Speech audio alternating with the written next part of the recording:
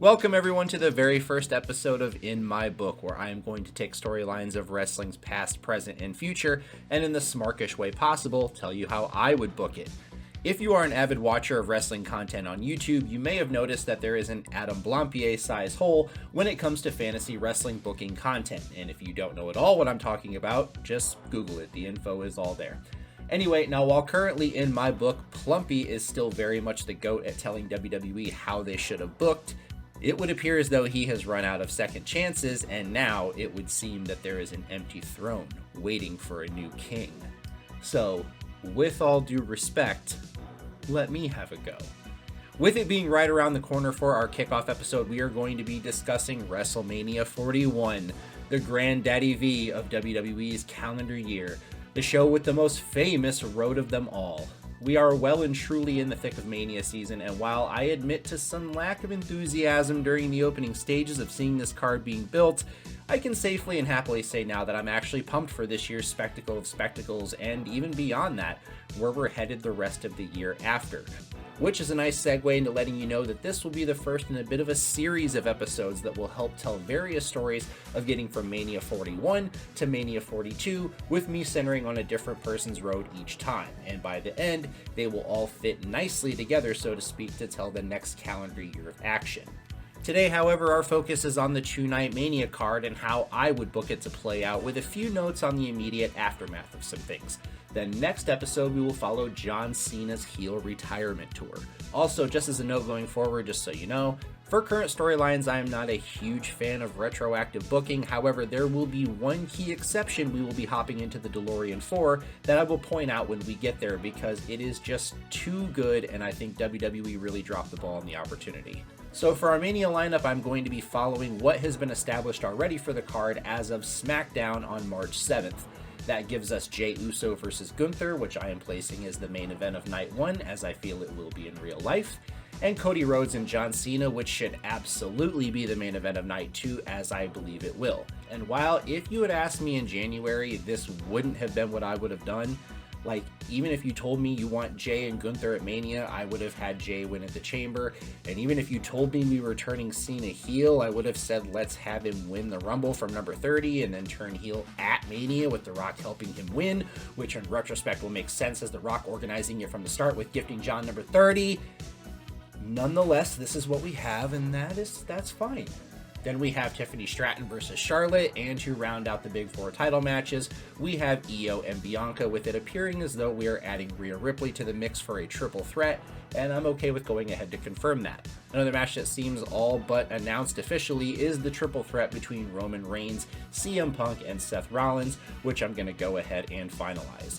There are some others that seem pretty obvious as far as the final destination. However, since they aren't officially announced, I'm going to give myself some wiggle room to alter them slightly, as you will see. Now then, on with the show. WrestleMania! First off, I did not feel the time on the main card to book a women's Intercontinental Title match for Lyra Valkyria, but if we do want to do one on the pre-show, I would have it against Roxanne Perez based off of their NXT history, and Roxanne being the one to take the NXT women's title from Lyra. This would be a nice warm-up match for the crowd, as these two have great chemistry, and I would have Lyra retain. Kicking us off on the main card, though, is going to be the men's Intercontinental Title match. Now, for a bit, it would seem that signs were pointing to a Braun Breaker versus AJ Styles match before they started moving back towards the seeds planted at the Rumble for a showdown between AJ and Logan Paul. And they very well may end up making this a triple threat between the three of them, but I'm going to bet on them doing AJ versus Logan one-on-one, and instead, let's do a different multi-man match featuring Braun Breaker and have a championship scramble style match, but instead make it more similar to the hardcore title match from Mania 2000, with everyone starting in the ring and there being a 10-minute time limit, and as many unofficial title changes can happen within it, with the person holding it at the end declared the winner, with the emphasis of the match being speed and them always reminding us of the speed of Braun Breaker, then with the obvious addition of Penta and Rey Mysterio to that notion, then with the contrast of hard hitters like Sheamus and Braun Strowman as well. I think that could be fun. You can call it like the IC Sprint or something, I don't know, whatever.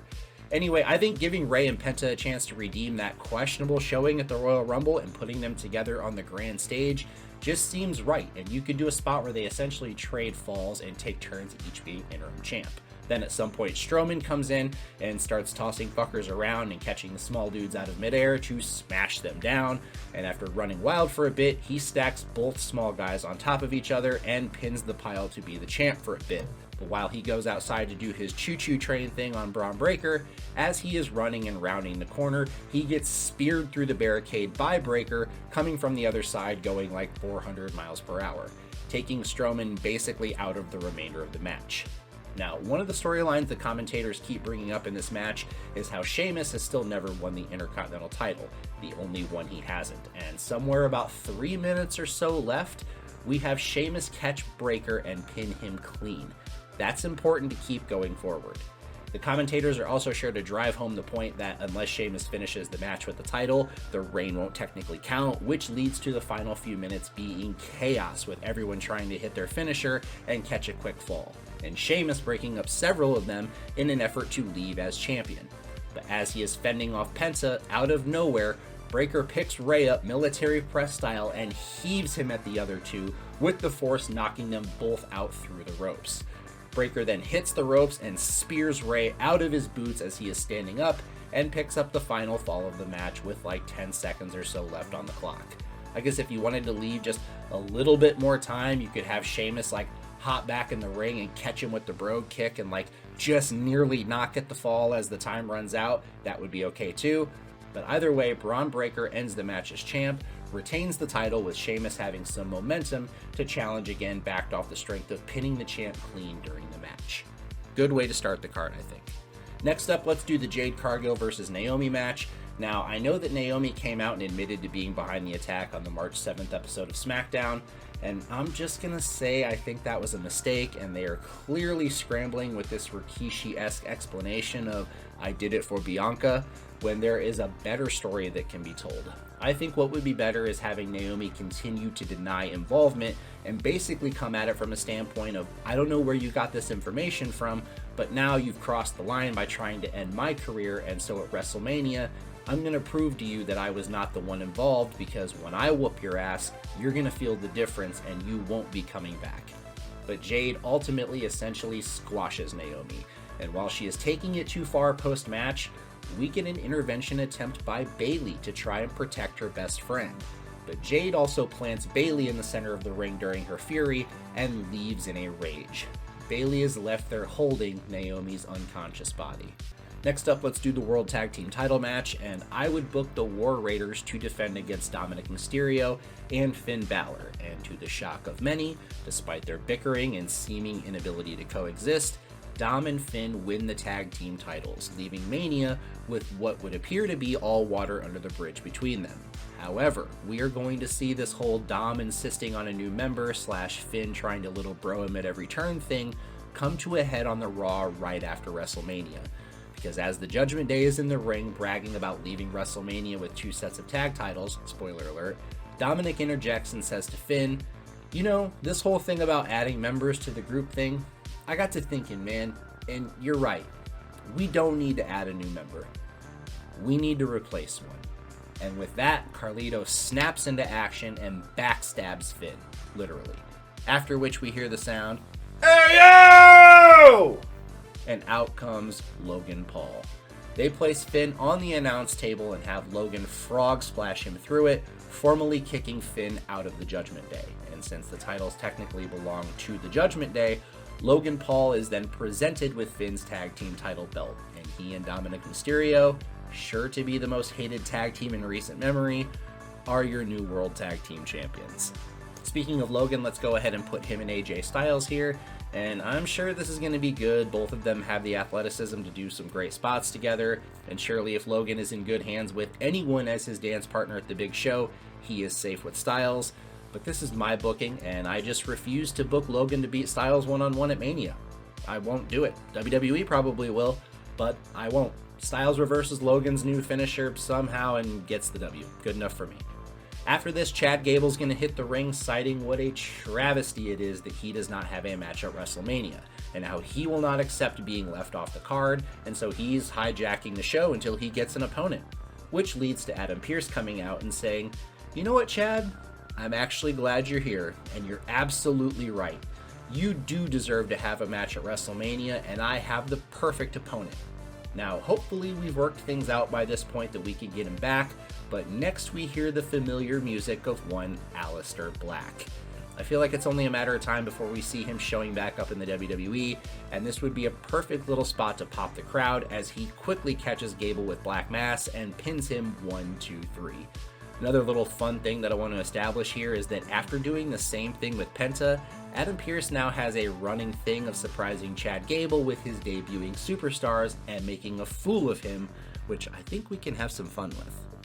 Next up is going to be Randy Orton versus Kevin Owens. This one seems like the most obvious match that has yet to be officially booked, and I'm not going to spend a lot of time on the build-up because honestly, I don't think it needs a lot of it. This is a pretty well-established story already, with the only thing that I really want to drive home is Kevin Owens talking about how much he needs this win, really selling the desperation. This match can be a lot of fun with both of them using finishing moves that can be hit in the out-of-nowhere variety, the RKO versus the Stunner, and I think the match should play heavily off of each of them nearly hitting those maneuvers at multiple moments, but knowing each other so well that they're able to defend them. Now, I know a lot of people would think Randy Orton is the one that should win this match here, and this may be somewhat of a hot take, but I would actually go with Kevin Owens winning this match because I think he does need a big win at WrestleMania, more than Randy Orton does at this point in his career. Kevin Owens has been nothing but selfless these last few years, and I think it's time to reward that with a big win on the big stage over a big name. And I think it would be cool to see Randy hit the RKO and then back up as though he's going to go and hit the punt, but ultimately just shows a little bit of hesitation, and when he does come to try to finish it, Kevin hits the Stunner out of nowhere and wins the match with a quick 1, 2, 3. Afterwards, as Kevin is sat seated in the corner, soaking in the win and almost overcome with emotion, Orton is getting up to his feet, but quickly Kevin snaps up, runs up, and punts Randy in the head, knocking him unconscious and leaving us with an image of Randy being stretchered out of WrestleMania. Ultimately, it will be determined that he suffered a slight concussion, but nothing serious, and he will be back in time for Backlash, where he will face Kevin Owens again in a more serious style of a match, and get the win in the blow-off. Now we've reached the co-main event of the night, and for night one, we're going to go with Io Sky, Bianca Belair, and Rhea Bloody Ripley. And I would have originally just booked a one-on-one between Rhea and Bianca for the title, but since we have the addition of Io Sky in there, and we have simmering tensions between Rhea and Bianca as far as friendships are concerned, let's have Io walk out with the title, capitalizing on Rhea and Bianca's grudge getting ever more personal in real time during the match. And we will build to a one-on-one between them. But Bianca and Rhea both have bigger stories going forward beyond this. And that brings us to the main event of night one, Jey Uso versus Gunther for the World Heavyweight Championship. Now, for the most part, I like what they're doing with the booking of this, with Gunther saying Jey adds nothing to his legacy and really selling the point of being better than him. And I don't know, maybe this is all a part of that, but I just really disagree with having Jey lose to Gunther in the weeks leading up to the Royal Rumble if this match was always the plan for Mania. It's just a bit messy. Either way, I would have Jey Uso win this match as I believe they will do in real life, and I would try to hit on that same thing from Gunther losing the Intercontinental Championship to Sami Zayn last year, where he essentially has Jey beat, but in an effort to try and humiliate him, he gives him the small opening he needs to take advantage and pick up the win, leaving that ability for Gunther to essentially proclaim that he beat himself and continue to delude himself that Jey is not on his level and that his win was nothing more than a fluke. That brings us to the end of night one, so let's go ahead and move on to night two, which we're going to begin with the Women's WWE Championship match between Tiffany Stratton and Charlotte Flair. And look, full disclosure, this is the match I'm going to be putting the least amount of thought into because it's likely not the direction I'd have gone in. I'd have gone with Trish Stratus shock winning the Rumble and then challenging Tiffany. So Yeah, I just don't care about this match, really. Tiffy's a star. Keep the belt on her. There you go. That's all the effort I'm giving this one. Next up, we're going to do the U.S. title match, and when I was originally crafting this booking, Shinsuke Nakamura was still the U.S. champion. However, he was dethroned by LA Knight on the March 7th episode of SmackDown, and while I would have included Nakamura in this match, news has broken that Shinsuke's contract will be up here very shortly, and he has decided to leave WWE. So I am going to assume that he will miss Mania, and I certainly wish him well heading back to Japan. He definitely deserved better. But I guess we'll always have the debut versus Sami Zayn and the 2017 Royal Rumble. Anyway, for this one, I would do a multi-man ladder match. I know, super original, but it's WrestleMania. You got to get as many people on the card as you can, dude. And that being said, we have LA Knight, Damian Priest, Sami Zayn, Carmelo Hayes, Ludwig Kaiser, and Jimmy Uso. And I think despite the lack of uber athletic high flyers in this match, so to speak, besides Melo, I think this match would be similar to how the first Money in the Bank played out, with the violence taking center stage, as well as some of the storyline connections in the match. In the build-up, I would really highlight a growing personal rivalry between Melo and LA Knight. Jimmy Uso and Ludwig Kaiser have the Gunther and Jey match tie-in, so they are kind of a natural, they want to get at each other. And then also the friendship of Sami Zayn and Jimmy Uso, but how each of them feels like their back is against the wall and they won't hold back against one another. Priest feels like a bit of an afterthought in this, I get it, but hopefully this will make the crowd anticipate him walking out with the title, when he's not. I promise we have some stuff planned for him after Mania. This match is a spectacle like most of these are, but for the end, what I would like to see is two ladders set up in the center, where it comes down to Sami and Jimmy on one, and Kaiser and LA Knight on the other. LA Knight and Sami are battling on the side they're on, with Kaiser and Jimmy doing the same thing, trading shots back and forth. And while they're slugging it out, Melo at one point springboards off the ropes and tries to land above LA Knight on the ladder.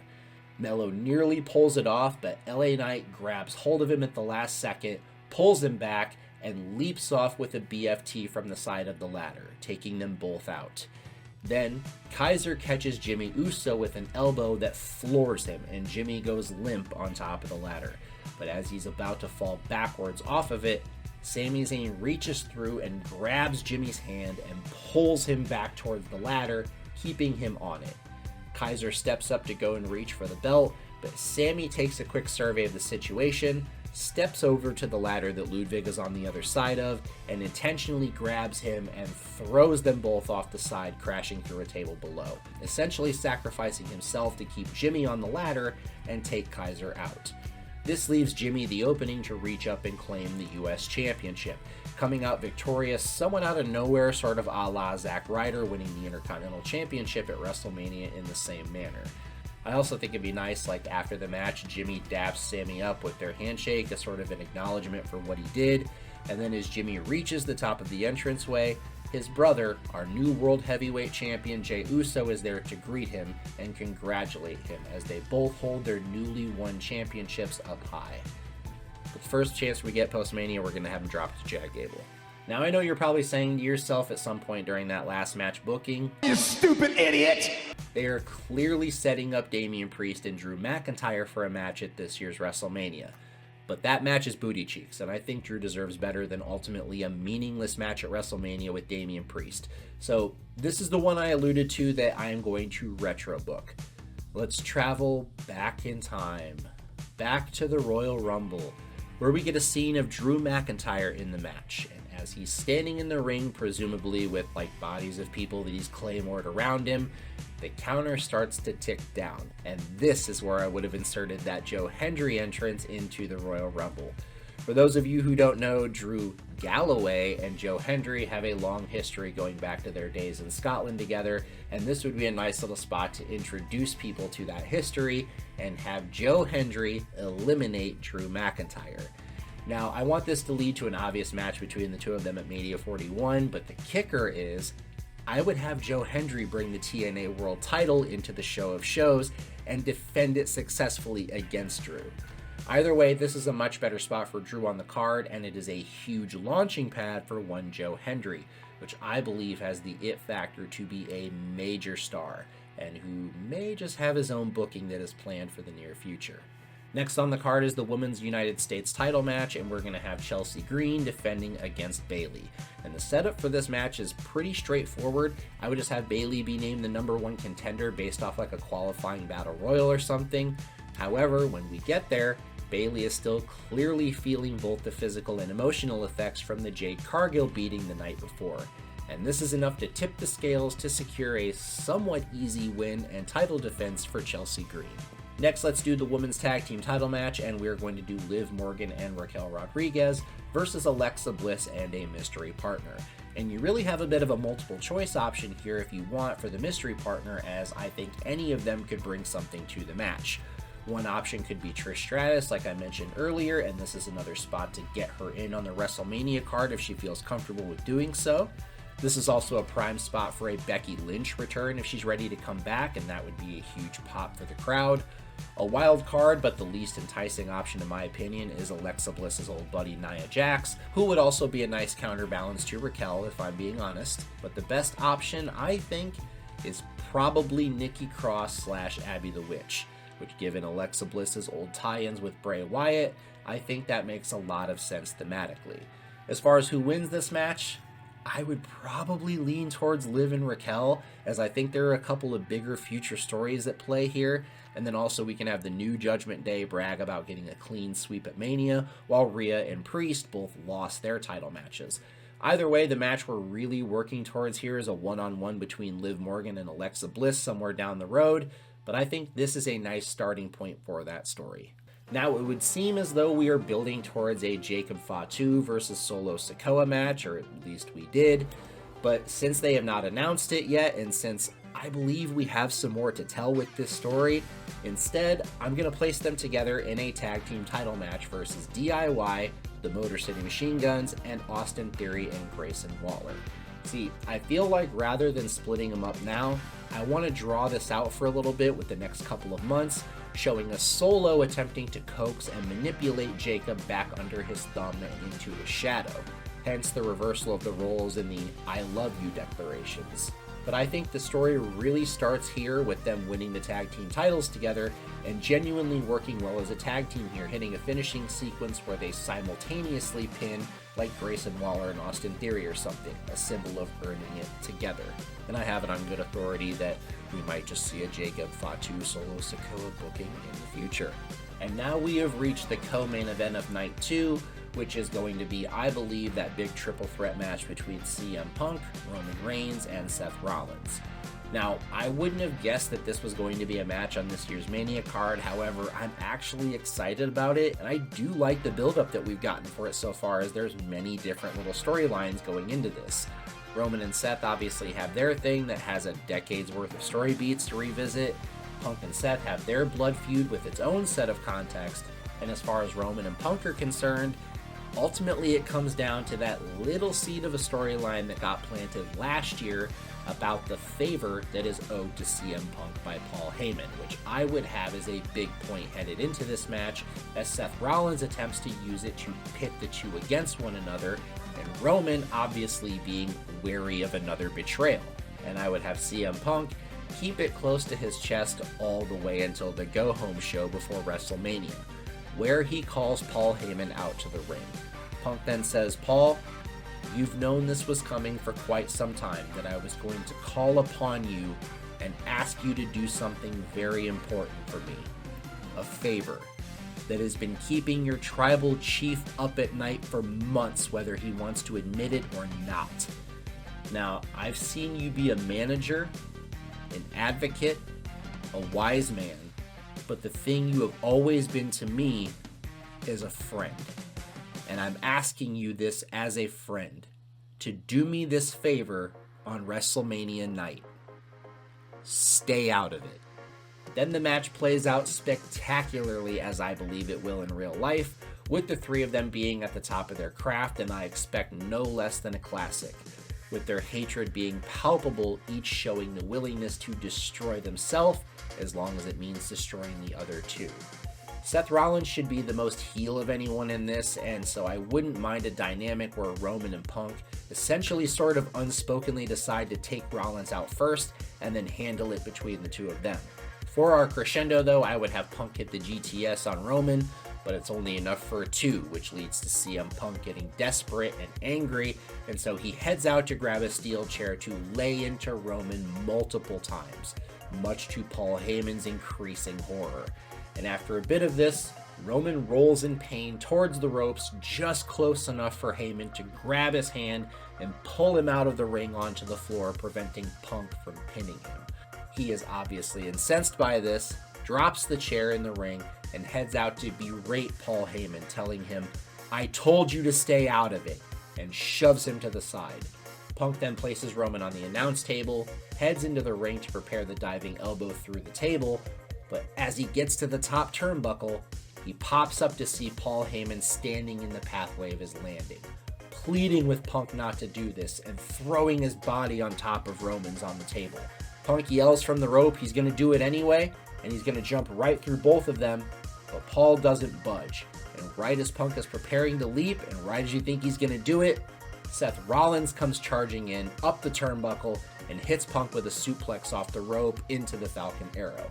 And as Punk is reeling in pain and struggling to try to get back to his feet, he is planted with a curb stomp onto the same chair he was using on Roman and dropped into the ring. Rollins gets the 1, 2, 3, pinning Punk on the grand stage thanks to an unintentional assist by Paul Heyman. Post-Mania, we don't see Punk for a little bit. However, Roman and Seth run it back one-on-one at Backlash, where we see Heyman purposefully cost Roman the match this time, helping Seth Rollins to get the win. And now back-to-back pinfalls against his worst enemies. Where this goes from here, you'll have to tune back in to see. And that is going to bring us to our main event of the night. Finally! The WWE Championship match between Cody Rhodes and now heel John Cena. And despite what The Rock desperately wants you to believe, this was most certainly not the plan going all the way back to October like he claimed. And the rumor is that what The Rock originally wanted was Cody Rhodes to accept his offer and turn heel against John Cena, which would have been an absolutely terrible move to make. This got some pushback from Cody as he didn't want to do it, and so as a pivot, WWE decided to go ahead and pitch this to John Cena, the idea of turning heel for his final run, before eventually presumably turning him back face before the end of it. Now, I'll go more into my in-depth thoughts regarding John Cena's heel turn with next episode's video where I outline the entire thing, but for now, let's stick to booking this match individually. First off, I love Cody's promo from the March 7th SmackDown about Cena telling him carrying the title gets heavier every day, and how Cody is still holding it light as a feather. But the big question with this one that still hasn't been answered, at least as of this recording, is why, John, why?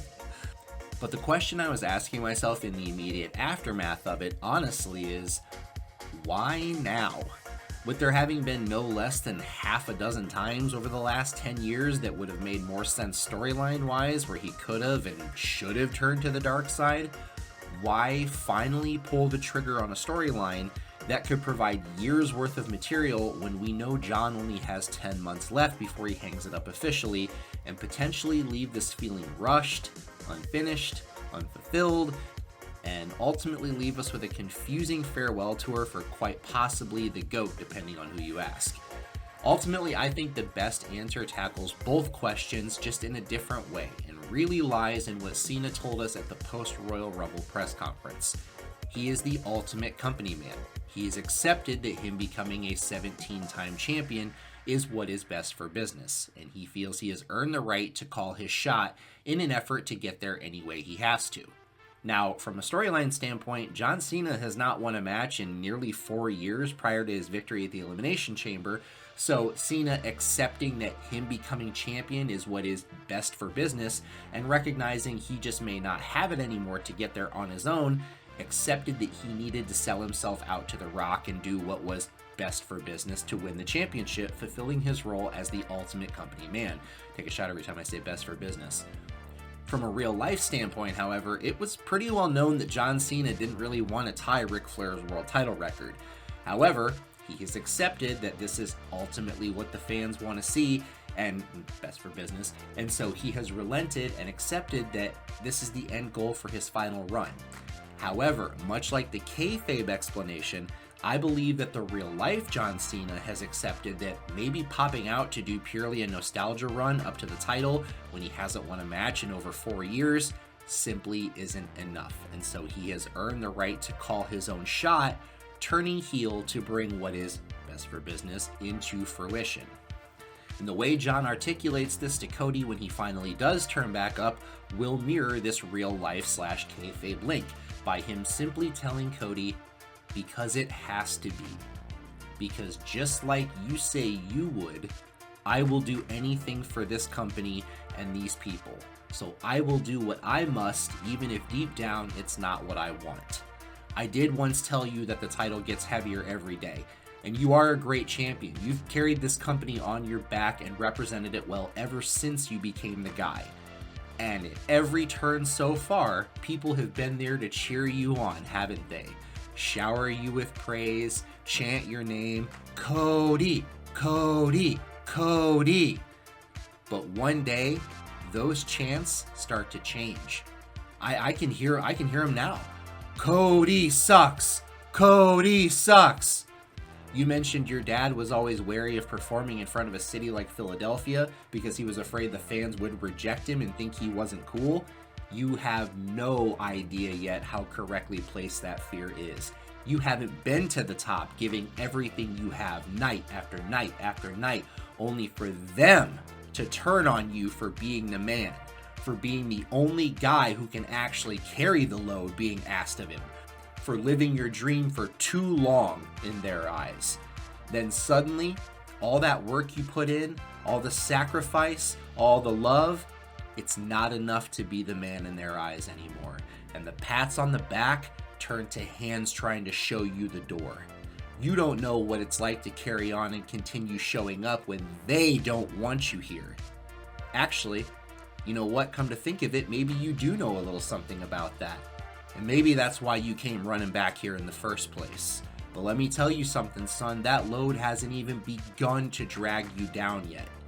But don't worry. I'm going to spare you from having to feel it yet. I'm going to take that from you and save you from having to face the inevitable crash you're headed towards. So I'm going to do what I have to do, and so are you. Somewhere as we get into the last final couple weeks before the show, I would also have one more Cody and Rock in ring showdown where The Rock attempts to half drunkenly meander his way through a promo bouncing from heel to face, but he tells Cody, you could have been my champion. You could have gone into WrestleMania, done what's best for business, and then The Rock would have taken you to heights you've never seen. I would have unlocked all the doors for you, Cody, before it was time to come back and reclaim your throne. See, that sort of does what WWE wasn't able to do. Articulate an outline for what The Rock's whole point of his offer to Cody really was. And Cody, now putting all of this together as well, becomes enraged, and he and The Rock start trading punches. John Cena shows up shortly after this to try to save the day, only this time, Cody clearly starts getting the better of John Cena. Out of nowhere though, however, Travis Scott pops in and low blows Cody, and hopefully he can do it without uppercutting Cody's nuts through the roof of his mouth. Anyway, this allows Rock and Cena to join in, and the three of them beat the piss out of Cody again. On the go-home final SmackDown, we get an impassioned final promo from Cody, where he says John Cena thinks Sunday history is inevitable, and his justification for sinking so low is that he truly believes in his deluded mind he is doing what's best for you guys. And see, over the course of this whole thing, it's finally hit me. That's the same justification he's been using for 20 years, that he's the only man that can carry this company. And that's what he tells himself at night to avoid the reality of the fact that he has single-handedly buried the careers of many men who could have took the ball from him and ran with it. Guys like Wade Barrett, guys like Rusev, guys like Bray Wyatt. Well, I will not be one of those names, John Cena, and I will not be the name that you make your history off of. You want to sell your soul for a 17th championship? You're going to find out Sunday that it's not worth enough. Bring Travis Scott, bring your daddy The Rock, bring whoever you want, sink as low as you want, but understand this. If you want to go low, I will go 6 feet lower and I will bury you there. When it comes time for the two of them to finally meet at WrestleMania, we get an absolute barn burner of a back and forth match between the two of them, with ideally both of them getting busted open and Cena progressively doing more and more heelish things throughout the match as he gets more and more desperate to put Cody away. At some point, Cena goes to hit the attitude adjustment, but Cody slips off the back of his shoulders, locking in the crossroads and delivering it with a flash impact. He drags Cena back up, delivers a second one. But as he's pulling him up for the third one, we hear, "If you smell..." Out saunters The Rock, and he stops right as he gets to the end of the entranceway, staring Cody down, with Cody challenging him to get into the ring. As he's doing so, however, Travis Scott attempts to sneak up from behind Cody again and hit him with another low blow. But this time, Cody has it scouted, turning to catch Travis and hopefully, God willing, giving him the real receipt that he's due after he punched Cody in the face the way he did. This, however, gives The Rock the moment that he needs to get into the ring and start laying the smacketh down. And just as The Rock is prepping to whip Cody with his own soul, the lights go out. And just like last year when they come back on, there stands The Undertaker to confront The Rock. And as the two are staring one another down, Cody and Cena are slowly getting to their feet. Then Taker signals his cutthroat gesture, but turns and instead grabs Cody by the throat and delivers a thunderous chokeslam. John Cena then picks Cody up, delivers a huge attitude adjustment in the middle of the ring, covering him for the 1-2 kick out. Cody refuses to stay down. So at this point, Cena locks him in the STFU, and The Rock gets right down in his face, screaming for Cody to give up. But Cody refuses to tap, and tells Rock, "Go fuck yourself," before blacking out. The Rock calls for the belt, and John Cena is declared the winner and now the 17-time world champion. In the aftermath, Cody Rhodes takes some well-deserved long time off, and we don't see him for a bit. The Undertaker, fresh off his alignment with the final boss, transitions to now being called Mark Calloway and is placed in the role as director of Monday Night Raw, where he will serve as an on-air authority figure, terrorizing Adam Pearce and essentially being The Rock's de facto Monday Night final underboss. And as far as John Cena and The Rock himself are concerned, well, you're just going to have to wait until next time to find out when we book John Cena's final run. That's all for this time, guys. I really hope you enjoyed my WrestleMania 41 booking, and if you did so, please make sure to hit the like and subscribe button. It will help the channel grow, and let me know in the comments what storyline would you like to see me book. Until then, guys, thanks for watching. See you next time.